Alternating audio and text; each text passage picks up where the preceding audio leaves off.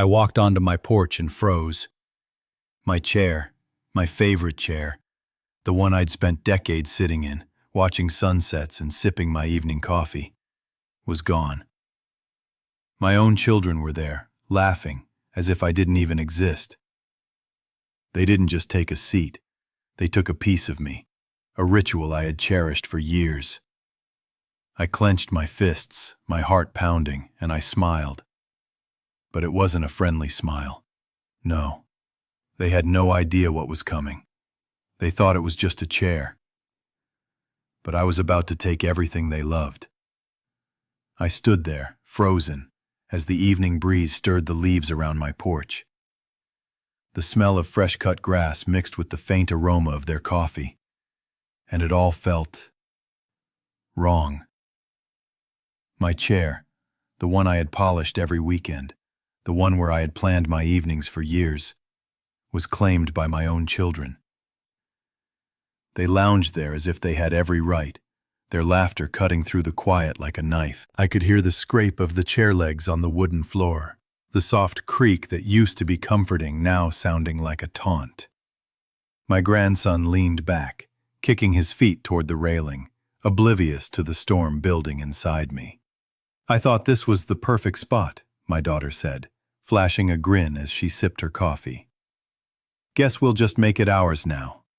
I clenched my fists, trying not to shout, trying not to betray the anger rising in my chest. My heart pounded in my ears, echoing the injustice of it all. Every memory tied to that chair, the sunsets, the quiet mornings, the evenings spent reading, felt stolen in that single moment. And then I noticed it. Their eyes, shining with pride, were glued to the sunset.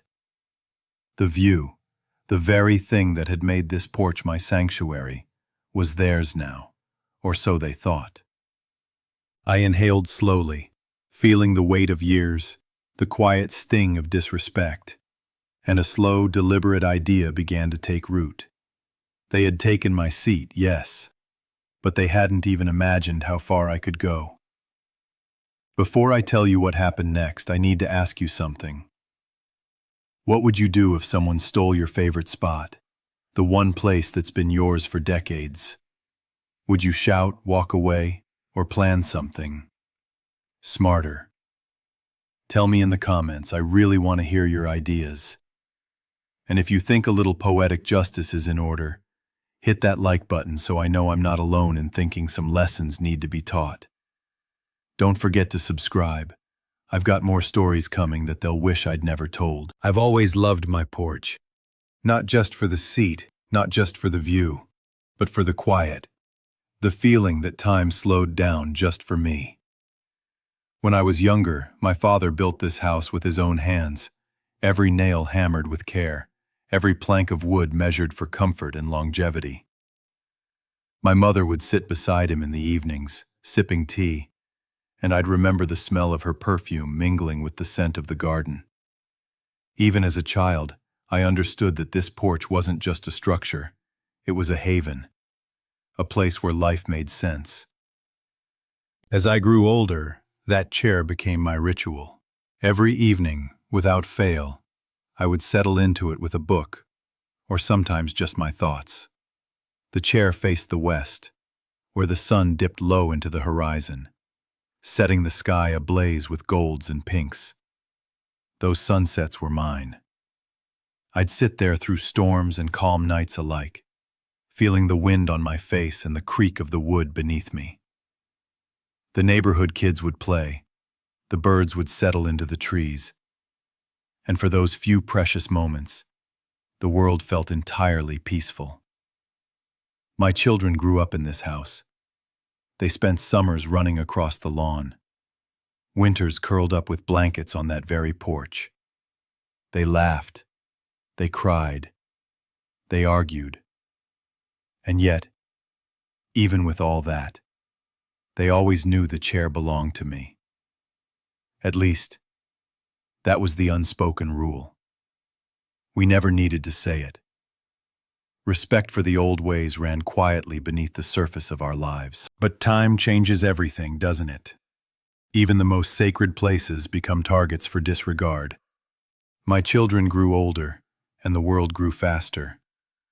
Phones, social media, and the pressure to claim space pushed them toward me in ways I didn't expect. I'd find my seat taken now and then. Temporary, they would say, but always returned. I let it slide, because love and patience had always been my nature. And I told myself, maybe they're just excited, just wanting to share in what I've loved for years.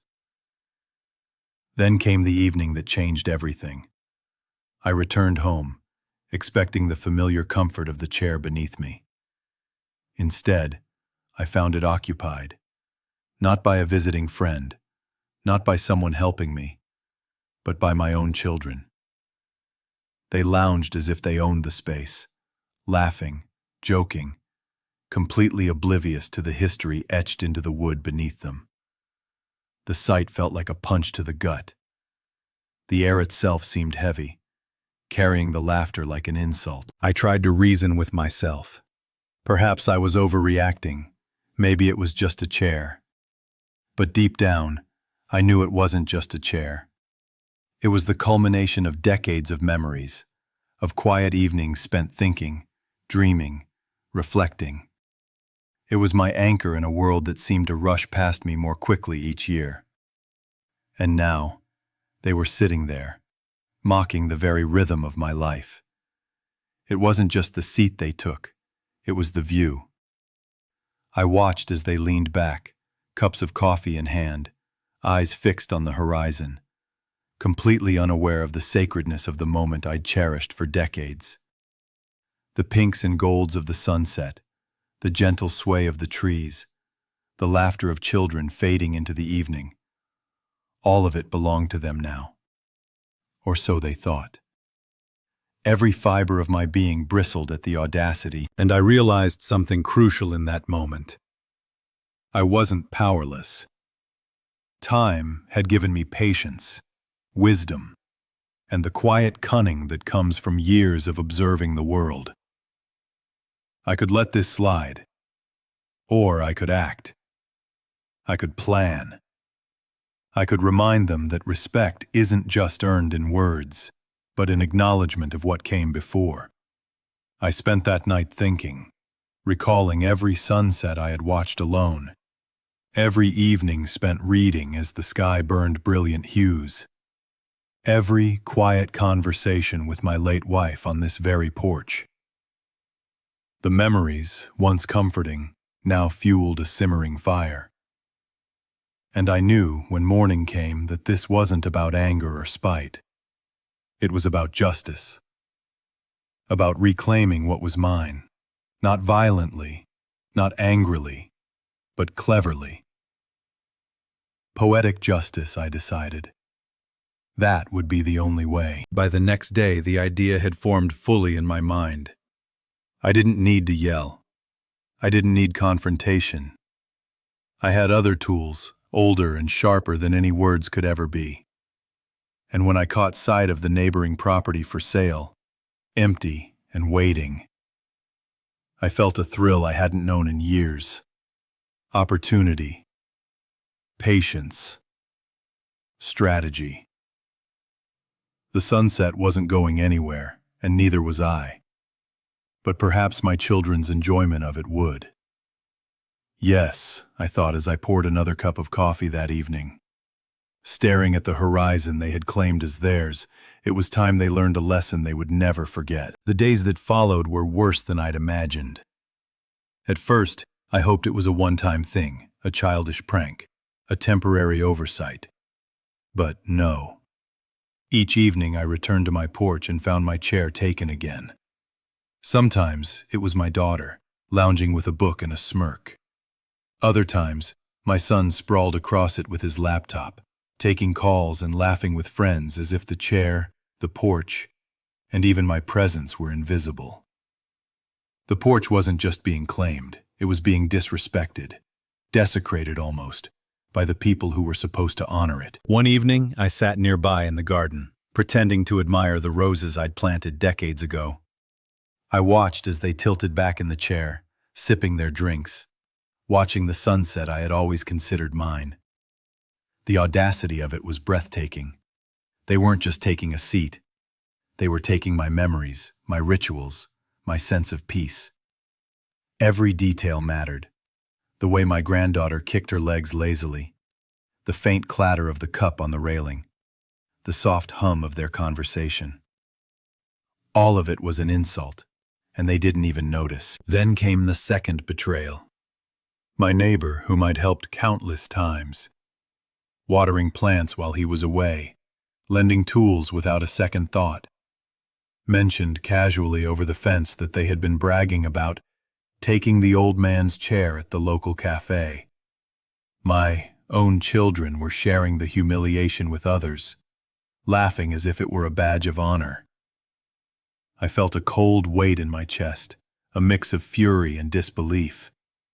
How quickly love and respect can turn to mockery. It wasn't just the chair, I realized. They were testing me, pushing boundaries, seeing how much they could take before I reacted. And in that testing, they underestimated me. I began noticing patterns. The times they took the seat, the way they lingered just a little too long, the way they made the sunset a private spectacle for themselves. It wasn't just disrespect, it was control. They were claiming power in a space that had been my sanctuary. I tried small measures at first. I rearranged the chairs, subtly shifting their favorite spot slightly closer to the railing, hoping they would notice, hoping they would pause. Nothing worked. They laughed. I tried talking, lightly, jokingly at first. Would you mind letting me have my spot for a few minutes? But the humor in my voice was met with laughter and dismissal. The more I tried to coexist peacefully, the bolder they became. Then came the final straw. I had invited a friend over, someone who understood the porch as a sacred space. As we settled into our seats, my daughter deliberately dragged the chair back from me, her smile wide and smug. She whispered something about the sunset being better from her side of the porch. In that instant, something inside me snapped. It wasn't anger alone, it was betrayal, layered and deep. The same children who had once clung to me in childhood, the same who had once marveled at the sunsets with me, were now mocking the very rituals that had shaped their upbringing. And there it was, crystal clear. Subtlety would no longer work. Negotiation had failed. Humor had failed. Even patience had failed. They had crossed a line that could not be uncrossed. I realized then that my response could not be small or hasty. It had to be deliberate, precise, poetic. They had taken my view, but what they didn't know was that the world still had ways of balancing accounts. I began to plan. Every day I watched the neighboring property that had been empty for months. I noted the boundaries, the lines of sight from the porch, the exact distance I would need to obscure their view. I thought about the wall I could build, the exact height that would block the sunset without seeming aggressive. I imagined their faces when the golden light that had always belonged to me disappeared behind brick and mortar. The thought brought a slow, satisfying smile to my face. Even as I planned, the complications mounted. My children were unpredictable. My daughter might notice the activity and try to stop me. My son could interfere with contractors or complain to the neighbors. And yet, the longer I waited, the more audacious they became. They were daring me to act, and in doing so, they had sealed their fate. By the end of that week, I had a plan so quiet, so unassuming, that they would never suspect a thing until it was too late. I would reclaim not just a chair, but the entire view they had stolen from me. They thought they were clever, that their laughter and mockery would leave me powerless. But the truth was simple. They had underestimated patience, experience, and a mind sharpened by decades of watching the world unfold. The stage was set. The time for subtlety was over. And soon, they would learn that some lessons can only be taught in full view. with consequences as striking as the sunsets they had so carelessly claimed. The morning after I'd finally decided that patience had run its course, I sat in my study with a notebook, a cup of coffee, and a mind that felt sharper than it had in years. I needed a plan, something quiet, clever, and irreversible. Not out of spite, but out of principle. They had taken my seat, mocked my rituals, and claimed the sunset as theirs, and it was time they understood boundaries. I started with research.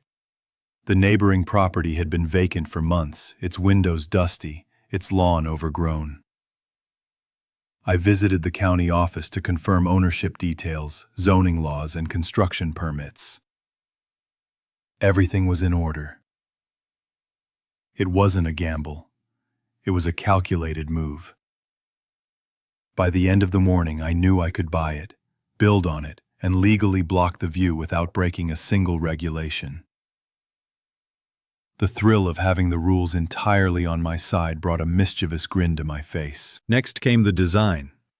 I sketched the wall, imagining it brick by brick, just high enough to obscure the golden sunsets that had been theirs to flaunt. I measured sightlines from the porch, calculating angles so the light would be cut at precisely the right height. I envisioned their faces as the evening light hit the wall, their laughter caught mid-air and cut short by astonishment. This wasn't just revenge, it was artistry. I also considered contingencies. What if they protested to the city? I prepared documents proving my ownership and the legality of construction. What if they tried to confront me directly? I rehearsed my calm demeanor, knowing the law and my patience was on my side. Every possible scenario was mapped out, every potential obstacle accounted for. To ensure maximum impact, I orchestrated timing. Construction would begin on a weekday afternoon when they were out, ensuring the first view of progress would hit them at sunset. Subtlety was key. I didn't want warnings or hints, just the shock of discovery. I wanted the wall to feel like a natural extension of the neighborhood, yet so perfectly positioned that it stole the very thing they had claimed as theirs. Meanwhile, I kept my interactions with them normal. I smiled when we met in the garden, made casual conversation, never revealing a hint of what was coming. The deception was part of the plan. They had to be blindsided, experiencing the moment with full emotional intensity. I even offered a suggestion about rearranging the porch furniture one morning, which they ignored completely. Little did they know, that small suggestion made my plan seem harmless, even helpful in hindsight. I also recruited a contractor I trusted, someone discreet, precise, and efficient. We went over the measurements together, walked the property line, and finalized materials. Every brick, every layer of mortar, every detail was accounted for. I insisted on a design that was clean, modern, and elegant. The irony was that it would look like a tasteful addition to the neighborhood while serving my purpose perfectly. I didn't want a wall that screamed retaliation. I wanted a wall that whispered it, slowly sinking in. Impossible to ignore once the first rays of sunset hit it. During this phase, I made mental notes of smaller details to enhance the psychological impact. The exact moment the sun would touch the wall, the shadows that would fall across their porch, even the slight reflection from the surface catching their eyes first. They would see the sunset, yes, but only in fragments, through the prism of my design. The subtlety, I knew, would make it sting more than anything blatant or rude could. Finally, I documented everything. Photos, plans, permits, all stored in a neat folder labeled innocuously, "Porch Improvements." I didn't want the contractors, the city, or even myself to overlook any small technicality. Every step was precise, deliberate, and above reproach. The plan was more than revenge. It was perfect execution, a lesson in patience, planning, and consequences. By the end of the week, everything was ready. The property was mine. Contractors were scheduled, materials delivered, and I, quiet, unassuming, seemingly oblivious, watched from my porch as my children continued to sit in my chair, laughing and claiming the view they thought was theirs. They had no idea that the first stroke of my plan would be laid the very next afternoon. Bricks rising quietly, invisibly, unstoppable. For the first time in days, I felt a strange combination of satisfaction and anticipation. This wasn't about anger anymore. It was about reclaiming what had been taken with elegance and inevitability. I would give them a lesson not in words, but in perspective, quite literally. As the sun began to dip on that fateful Friday, I poured myself a final cup of coffee, settling into the garden with the calm of a man who knew the storm was already in motion. They were about to learn, in the most unforgettable way, that respect is not optional, and some seats, some views, are not theirs to claim. The morning the first brick was laid, I made sure to step outside just in time for a casual stroll around the garden. My children were still in the porch, laughing, oblivious, leaning back in my chair as though nothing had changed. I sipped my coffee slowly, smiling at the way the sunlight danced across the leaves, pretending to be absorbed in the roses while the contractors worked quietly just beyond the fence. By mid-afternoon, the wall had risen above eye level. The sound of mortar mixing, the rhythmic thump of bricks being set in place. It was music, though they had no idea. I had intentionally scheduled the construction while they were at work and running errands, so the first glimpse they would have of it was at sunset, when the golden light would hit it perfectly. Every detail had been calculated. When the sun began to dip that evening, I called them to the porch, feigning casual conversation. My daughter leaned forward in her chair, stretching to catch a glimpse of the horizon, her smile fading almost instantly. "What?" she whispered, her voice catching in disbelief. My son turned sharply, his drink half raised, and froze. The wall was complete.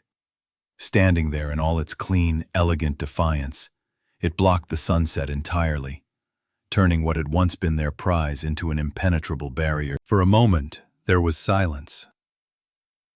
Their eyes darted between each other, their mouths opening and closing without sound. I took a slow step forward, as though noticing their reaction for the first time. "What do you think?" I asked lightly, tilting my head, pretending to share in their confusion. "It's beautiful," my daughter stammered, trying to mask the shock. My son just swallowed, his jaw tight. Then came the murmurs of panic. "But we always watch the sunset from here," my daughter protested, her voice higher now, tinged with frustration and disbelief. "We've been sitting here for years." My son leaned on the railing, running a hand through his hair, trying to process what had happened.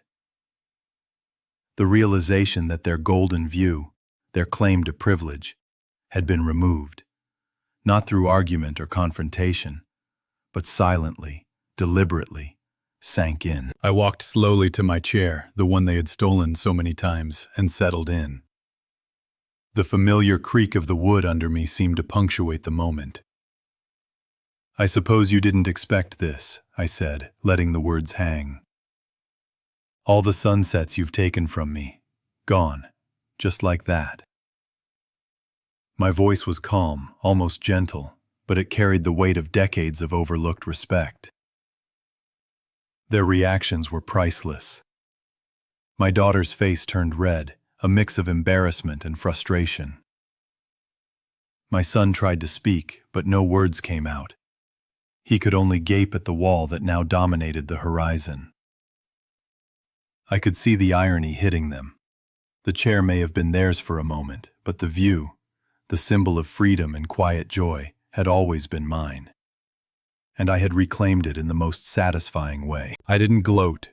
I didn't shout or celebrate. I simply let them feel it, let the quiet hit them fully. Their laughter had been replaced by stunned silence, the kind that makes a person reevaluate every choice, every action that led to this moment. They realized, perhaps too late, that respect isn't earned by claiming seats or mocking elders. It's earned by understanding boundaries and honoring them. For the next few days, they tried everything: moving chairs, rearranging the porch, even standing on tiptoe to catch a glimpse of the sky. But the wall was perfect. No sunlight spilled across their faces. No hint of the horizon teased them. It was complete, elegant, and unmovable.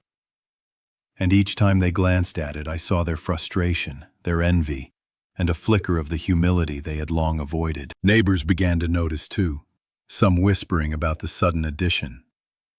I maintained the story of a simple property improvement, keeping my composure, while inside I reveled quietly. They had been blindsided, but with style and intelligence, not with anger or cruelty. The lesson was clear. One could take a seat, one could mock, one could even steal laughter, but the world has ways of balancing accounts, sometimes brick by brick. As I sat there in my chair, the familiar warmth of the sunset that remained on my side of the porch bathed me in gold. I felt a deep satisfaction. Not in hurting them, not in punishing, but in reclaiming what had been mine, and proving that age, experience, and patience were forces not to be underestimated. And I knew they would remember this moment, the weight of quiet, deliberate justice, for years to come. That night I poured myself a glass of wine, leaning back in my chair as the last light touched the wall. My children stood silently, the evening transformed from leisure into reflection. No words were necessary. The view had been lost, the lesson delivered.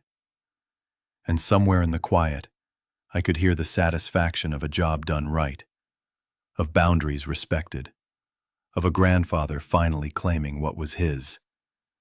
The days that followed were quiet, but filled with a subtle tension I could almost taste in the air.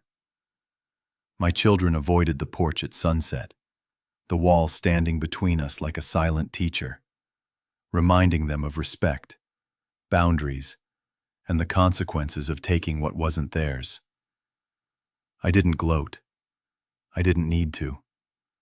The lesson had already sunk in, louder than any argument or confrontation could ever have been. I returned to my chair each evening, the sun warming my face, the golden light spilling across my side of the porch, untouched and perfect. For the first time in weeks, I felt completely at peace. They had claimed my seat, tried to steal my moment, but I had reclaimed more than just the view. I had reclaimed control, dignity, and a quiet triumph that no words could diminish. And as I watched the sun dip beyond the horizon, I smiled to myself. Some victories don't need noise. They only need patience.